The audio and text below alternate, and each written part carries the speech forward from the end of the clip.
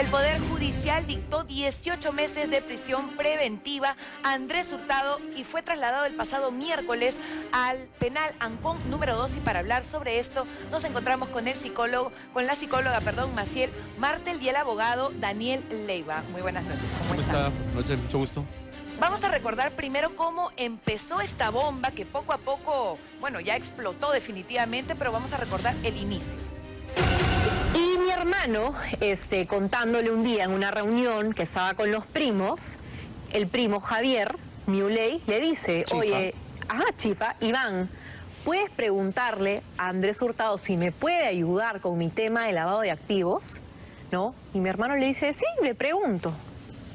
Incluso mi primo, además del lavado de activos, tenía una carga incautada de oro. ¿Y qué pasó con ese oro? En el 2022 le devuelven la carga. Solamente como dato curioso, hasta ese momento ya Javier Muley conocía a Andrés Hurtado y A Elizabeth a la Peralta. fiscal Elizabeth Peralta. ¿Contraprestación o qué retribución recibirían esta vez la dupla Andrés Hurtado, Elizabeth Peralta? Dinero de por medio. ¿Sabemos cuánto? Aproximadamente $1 millón. Doctor Daniel, vamos a empezar con usted. Quisiera que nos comente un poquito cuáles son los cargos que se le adjudicarían a Andrés Hurtado y por lo cual ya se dictó esta prisión preventiva. Sí, claro, ahora le dieron los 18 meses de prisión preventiva basándose realmente en 3 argumentos, ¿no? El arraigo familiar, el arraigo domiciliario, ¿no? Y el arraigo laboral, domiciliario y familiar. Son los 3 arraigos que el Poder Judicial evalúa para darle una prisión preventiva, en este caso. ¿Tendrán las suficientes pruebas como para poder hecho efectiva esta prisión? Mire, yo considero, en mi opinión de abogado, que sí hubo un exceso por parte del Poder Judicial, toda vez de que no se cumplen todos los arraigos. Les explico. Para que una persona entre en una prisión preventiva tienen que conjugar copulativamente, señala el código, los 3 requisitos. Que una persona no tenga arraigo laboral, domiciliario ni familiar. En el caso de Andrés Hurtado, como he podido evaluar, él no reúne el arraigo domiciliario, por lo que he visto, ¿no? Hay una confusión. Pero respecto al arraigo familiar sí lo tiene, y el arraigo laboral también. Entonces, desde mi punto de vista crítico, basta que uno de ellos sí lo pueda sustentar, como es el arraigo laboral, ¿no? Entonces no debería darse la prisión preventiva. O, en su caso, evaluando un poco más profundamente, tenemos que a los 3 implicados deberían haberles dado prisión preventiva o comparecencia restringida. Gracias, doctor. Vamos a ver cuáles fueron los favores que supuestamente Andrés Hurtado hubiera revelado, ¿no? En este proceso en donde él ahora se encuentra en prisión. ¿A cuántos de los hermanos Ciucho admitirías conocer? A uno, al segundo, A Iván. sí. ¿Y a Roberto no lo conoces? A Roberto, sí. Migraciones lo ayudaste con algo. ¿Con qué lo Sí, ayudaste? por supuesto. No, se lo presenté a Roxana del Águila, Ya, porque era un ciudadano peruano que quería ir a China. sí. Y como conozco a Roxana, Roxana es tu gran amiga, ¿no? muy amiga mía. Roberto fue donde Andrés Hurtado el lunes y digamos que el jueves, viernes, ya él dejó de ser peruano. Luego, como a las semanas, al poco tiempo de esto, Andrés se comunica con Roberto ya para pedirle ayuda social. No quiero decir la cifra exacta de la que dio mi hermano, pero fue una cantidad fuerte de dinero. ¿Cuántos pedidos le habrá hecho? No tengo exactamente el número, pero sí fue constante. Tan Sí. es así que Roberto le dice, mira tío, no tengo la cantidad que me estás pidiendo, pero ahorita tengo a la mano el carro. Era un carro chiquito, honestamente. Un puntico. Es que no me gusta, la verdad que no me gustaba. ¿No te gusta? No, yo corro. Regálamelo a mí. Me gusta. ¿No te gusta? Regálamelo a mí. No, es que al día siguiente yo lo vendí. Ese carro está valorizado en más o menos $33,000. Doctora Maciel, ahora vamos a hablar con usted. ¿Creería que Andrés Hurtado de pronto tuvo un error al haberse sentado con Beto Ortiz, haber tenido esta entrevista o quizá haber revelado datos de más, o fue un impulso más bien y se metió en un problema que ya del que todos conocemos?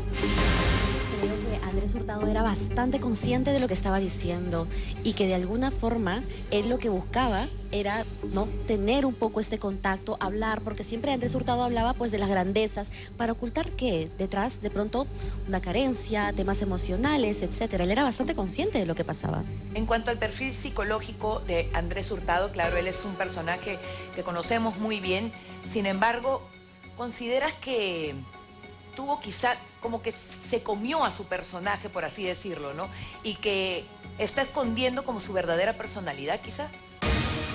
A ver, definitivamente yo no puedo hablar del perfil de Andrés Hurtado como tal, pero en este perfil, de forma muy general, lo que pasa con estas personas es que mientras más oculto, de más grandezas hablo, más de pronto empiezo a mostrar todo lo que tengo, lo que no tengo, es porque detrás hay algo muy pequeño, algo que me hiere, que me lastima, porque solamente fijémonos en su historial, ¿no? Él incluso sale de muy abajo, se hace conocido por un apodo que él mismo va dejando poco a poco para hacerse llamar de un modo diferente. Eso nos habla de un ocultamiento.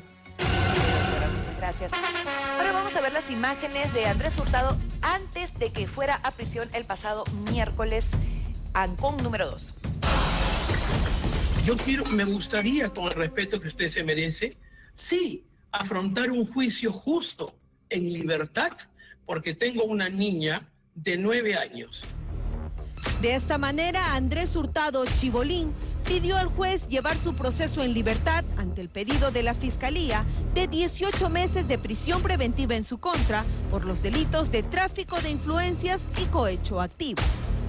Durante la audiencia, el ahora detenido preliminarmente descartó una posible fuga.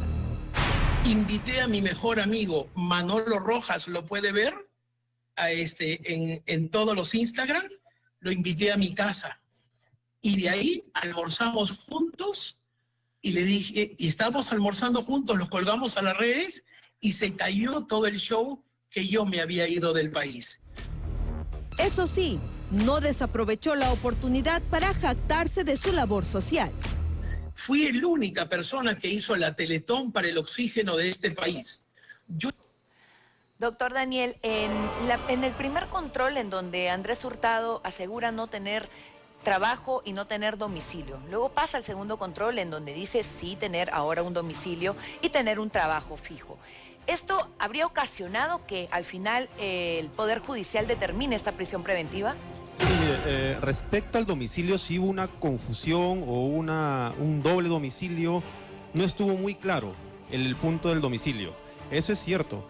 Ahora, de lo que he podido averiguar es respecto al arraigo laboral. Él tiene no solamente una empresa, sino diversas empresas, ¿no? Lo que lo hace empleador.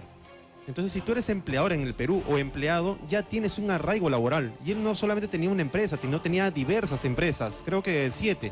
Supongamos que de esas 7, 2 estén operando, como que es una de las agencias de viaje, creo que he visto. Entonces sí tenía un arraigo laboral. ¿Y qué dice el Código Procesal Penal? Que basta que un requisito, o sea, el arraigo laboral que esté debidamente probado, como he visto, y el arraigo familiar, él y su menor hija. O sea, él es una persona que provee alimentos y manutención a su hija. Entonces, con esos 2 requisitos bastaba para que el juez diga que aquí no hay una prisión preventiva. Ahora bien, yo considero que acá hubo más presión mediática. ¿Por qué? Porque veo que las otras 2 personas implicadas en este caso están en libertad. ¿Por qué les dieron libertad? Vamos a ir un poco más allá. Miren, en el caso de Andrés Hurtado, él vendría a ser, vamos a suponer que sean culpables los 3.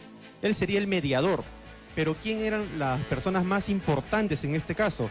La persona, el activo y el pasivo en corrupción de funcionarios. El activo es el que corrompe y el funcionario vendría a ser el pasivo. En este caso, la fiscal vendría a ser la persona pasiva en el delito de corrupción de funcionarios.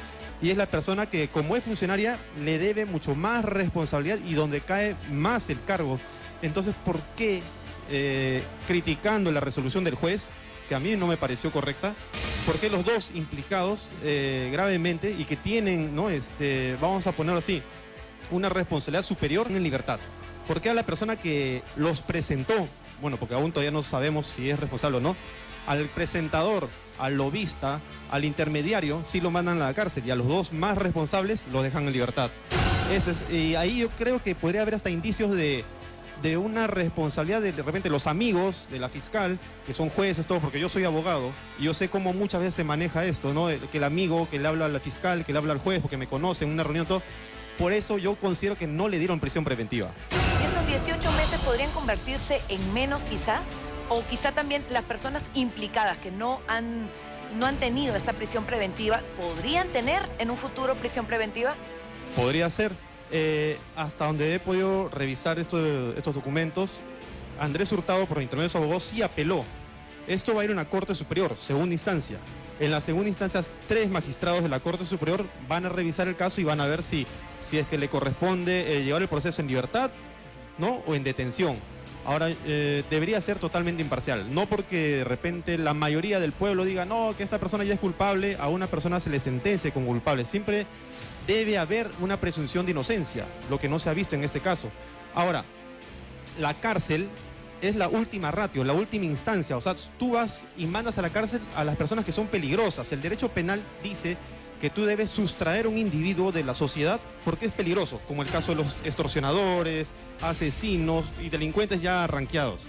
Pero a una persona que no es peligro para la sociedad, debes considerar dejar su proceso en libertad. O sea, no obstante, no sabemos si es culpable o inocente, pero al menos su proceso, como no es un peligro para la sociedad, puede estar en libertad. O como él estuvo pidiendo en estas declaraciones, llevar una prisión domiciliaria, ¿no? En este caso, él habla acerca de su hija de 9 años, que tiene que llevarla al colegio. ¿Usted cómo lo vio, ¿no? En este momento en donde él declara y se aferra también a su familia para poder quizá decirle a los jueces que por favor lleven esta prisión en su domicilio. Efectivamente, creo que Andrés Hurtado se valió de muchas cosas, como por ejemplo, hablando de la hija, ¿no? De esta parte afectiva, emocional y de la responsabilidad, por supuesto, que conlleva una paternidad. Sin embargo, ¿no? Lo que podemos ver también es que al haber estado involucrado dentro de todo esto, ¿dónde estaba esta parte afectiva con esta hija? ¿Dónde estaba esta conexión que supuestamente tenía con esta hija? Por otro lado, algo que también para mí impacta dentro de todo lo que él va comentando a lo largo de este interrogatorio, es que él comenta que tiene TDA y que por eso no recuerda algunas cosas, porque tiene un diagnóstico. A mí me gustaría aclarar que este diagnóstico de TDA o trastorno por déficit de atención es una condición, no es una enfermedad, no es una patología, no es un problema de salud mental. No te invalida en un proceso. Exactamente. Simplemente lo que hace es que la persona procese la información de un modo diferente, pero que sea igual de funcional en la vida. Ok, muchísimas gracias, doctora Maciel, doctor Daniel. Por favor, díganos en dónde los encontramos para que la gente que nos está viendo los pueda seguir. Por supuesto, a mí me encuentran en todas las redes sociales como psicóloga Maciel, en TikTok, Instagram, como @psicóloga Maciel, todo junto. Sí, en mi caso pueden encontrarme por medio del Instagram como Daniel Leiva Bustíos o a mi número WhatsApp 981-713850. Gracias. Gracias por acompañarnos.